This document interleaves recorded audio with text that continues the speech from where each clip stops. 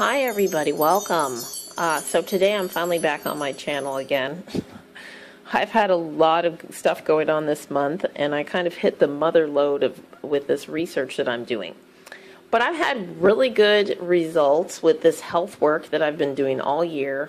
It's changed the paradigm for me, and today I'm going to share a little bit of my insights from all that.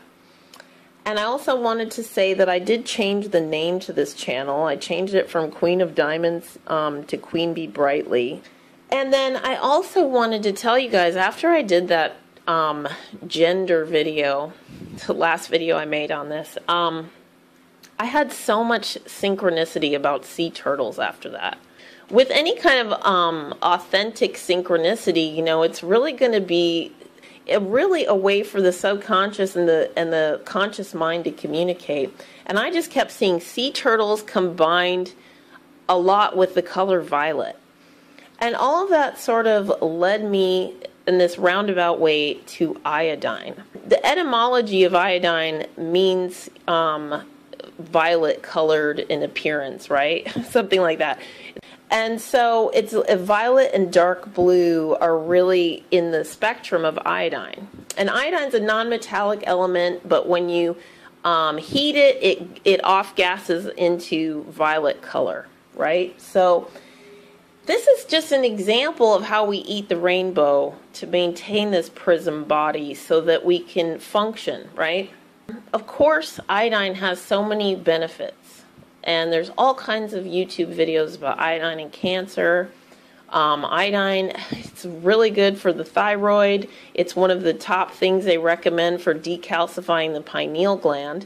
So again, you're seeing, you know, the throat and brow chakras are very prominently affected by iodine. So improvement in endocrine system, mental clarity. But what I've noticed is really, ever since I've been taking the iodine, that my intuition has been much clearer.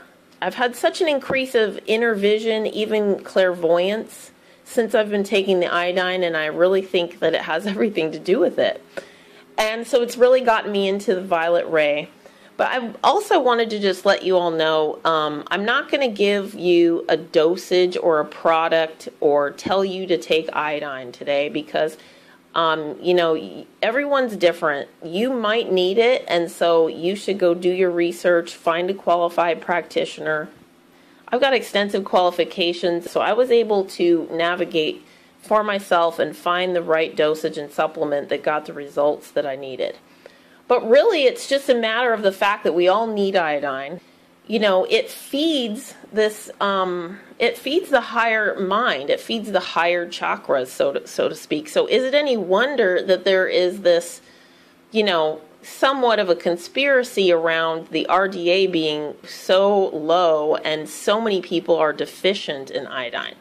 It's very telling. And so personally, I've noticed this huge increase in intuition and third eye, right? But, and my sense of the inner planes. But what I want to say is, just because a person consumes iodine does not mean their third eye is going to automatically open. And this leads me into a whole nother level of the discussion about not confusing the planes, right? For example, you know, if a person is really good looking and they have a perfect body and, you know, they're physiologically very fit and on the surface their shell looks ideal, that person might be, you know, completely lame and vacant on the inside. The outer shell and the physicality on the material plane does not reveal a person's inner world or their soul, really. It can hint towards it, but, you know, if perfect body and looks were the case, if that was an indicator of spiritual enlightenment, then Hollywood would be great people who were also enlightened, right? And so it's funny to me because it seems like there's a little bit of this unconscious conspiracy in the New Age movement to associate looks and health and wealth with spiritual mastery and advancement. You know, the false matrix that's superimposed upon the natural matrix, they're using that to create a front. You know, and it's funny because in the past, the people who were supposed to be spiritual were the ones who were renouncing all their possessions and, you know, living a life of meditation. And it's funny because neither poverty nor abundance is a definite indicator of a person's spiritual state. Again, you know, we have this dense physical plane where the body lives in present time. But you come up into the third eye and you've got this non-local mind, it doesn't really live in present time. So, you know, if you have somebody who is, say, overweight and they want to lose weight, they're not going to be able to just think themselves thin instantly.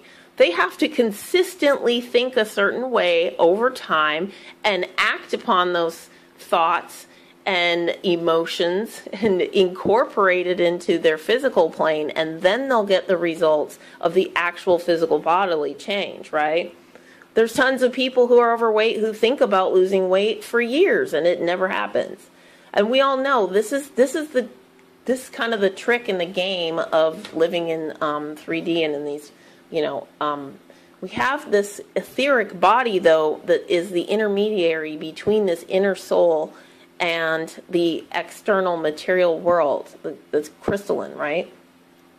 And this fluid etheric body, or the biofield, this is the new science, really, and the biofield is the National Institute of Health term for the field of energy of information that surrounds and interpenetrates the body. So, like, when we sit down to a computer, our etheric body is really interacting with those electronics. And this is what I've sort of been getting into on my other channel too, about, you know, the idea of us having this brain-computer interface and all of this transhuman stuff. It's all going to tap into this biofield and this plasma energy field, and it's going to affect us epigenetically, and it's going to affect the third eye and the mind, right? And there's, you know, that's like a whole other video in and of itself, but that's kind of where I've been going with all that, because for me personally, even just sitting at a computer and using the mouse, you know, it can be very draining. And I've been noticing that a lot of people, you know, have these cognitive problems now in relation to the phones and the computers, and people are addicted, and that has everything to do with the etheric body, right? And so, like, the iodine, you know, it feeds, the etheric body is really where the nutrients kind of get transmuted, and the etheric body has everything to do with the body chemistry as well. And emotion and biochemistry are kind of inseparable. I mean, if you feel a stress-based emotion that's caused by some thought that, you know, gets you going and hooks you, your body chemistry will be affected. And so the mind and the way that the mind is set has everything to do with the body. Now, as we age, the body calcifies, right?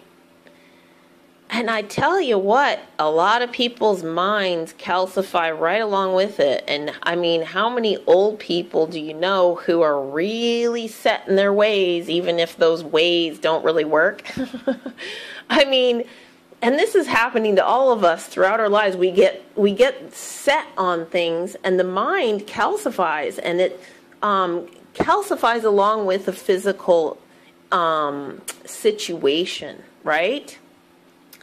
And so this is why I think oftentimes, you know, if we find ourselves in the midst of trauma, it can hold our minds there for a long time, even though the mind is truly so fluid. And I think the new medicine really is about releasing these traumas from the biofield. This is what, you know, a lot of what I've been into for years. It's not always easy. It's funny how resistant the mind can be to this kind of stuff.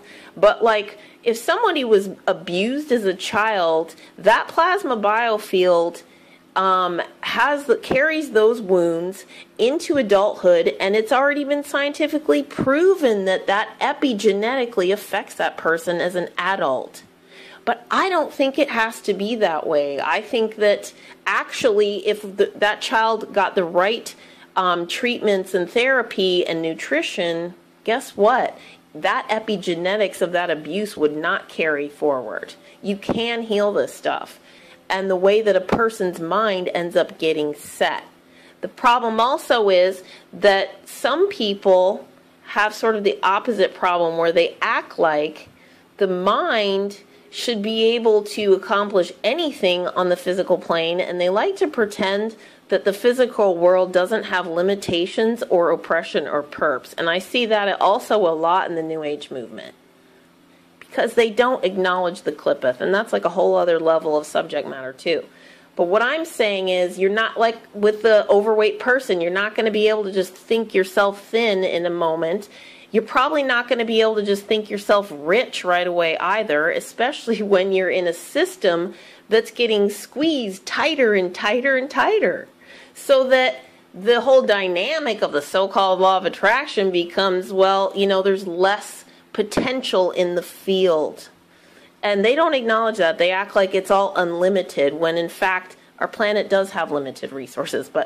And again, they're confusing the planes. Just like, you know, with flat earthers, I think a lot of that is just confusing the planes. A lot of people have these astral experiences, or they envision something on the inner planes, and then they apply it wrongly to the mechanical physical world that actually has its own set of laws that are precipitated from those higher planes.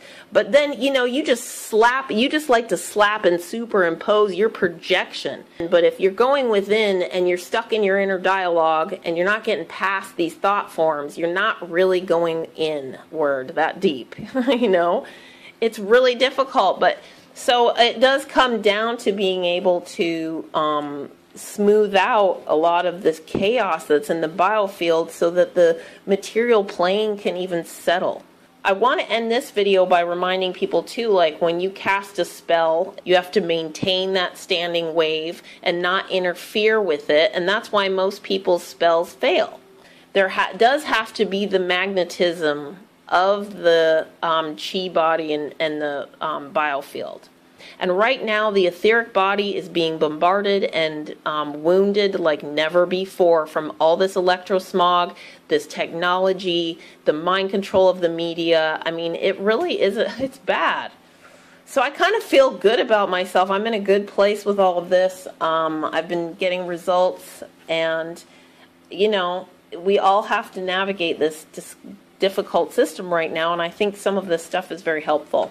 So I hope everybody is having a good new year, and I'm going to be back with more videos that'll be sort of related to all of this stuff. And I hope you have a great one. Take care.